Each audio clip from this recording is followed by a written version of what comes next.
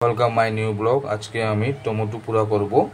Tomato 3টা নিয়েছি, এদিকে পেঁয়াজ আর কাঁচা লঙ্কা নিয়েছি। চুলা জ্বালিয়ে নিলাম, তারপর টমেটোটা পুরা বসিয়ে দেব। আপনারা সবাই সঙ্গে থাকবেন। স্টিম কমাই দিতে হবে, হালকা স্টিম বাড়িয়ে দিতে হবে। টমেটো পুরা আমাদের উল্টা পাল্টে দিতে হবে। সুন্দর করে উল্টা না দিলে পুরা যাবে না।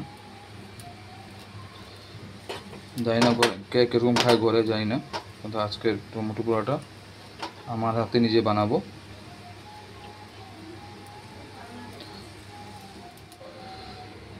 স্টিম বাড়িয়ে নিলাম।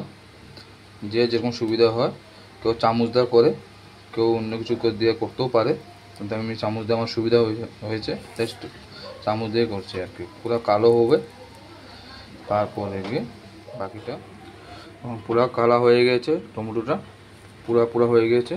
তখন আগুনের স্টিমটা কমিয়ে নিভিয়ে দেব। হ্যাঁ, আমাদের টমেটো পুরা কমপ্লিট হয়ে গেছে। টমেটো পুরা হয়ে গেছে, এখন জল দিয়ে ধুয়ে নিতে হবে।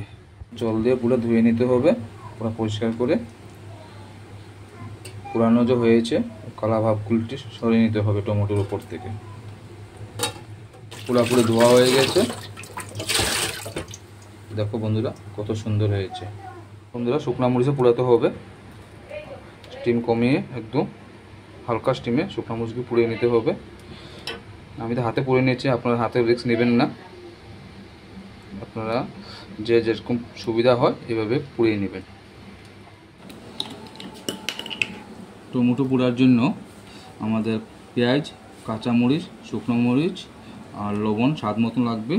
আর এখানে টমেটো পোড়া আছে। ওখানে টমেটোটা মাখা হয়ে গেল। এখন পেঁয়াজ দেব, একটু কাঁচা লঙ্কা দেব, শুকনো মরিচ দেব,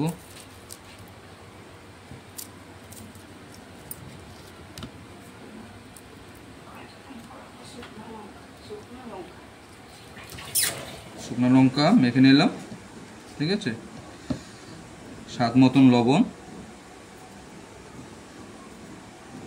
এখন মেখে নিলাম।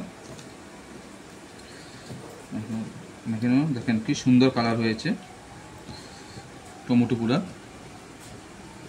এখন একটু সরষের তেল দিয়ে দেব স্বাদ মতন। সরষের তেলটা দিলে অনেক টেস্ট হয় বন্ধুরা।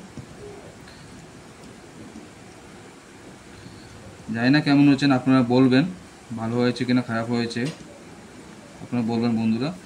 প্লিজ আপনারা একটু আমার দিকে দেখবেন, ফলো করবেন, সাবস্ক্রাইব করবেন। আমার ইউটিউব চ্যানেল আছে দেবাশিস আচার্য, আর ফেসবুকে আছে আচার্য দেবাশিস, ঠিক আছে।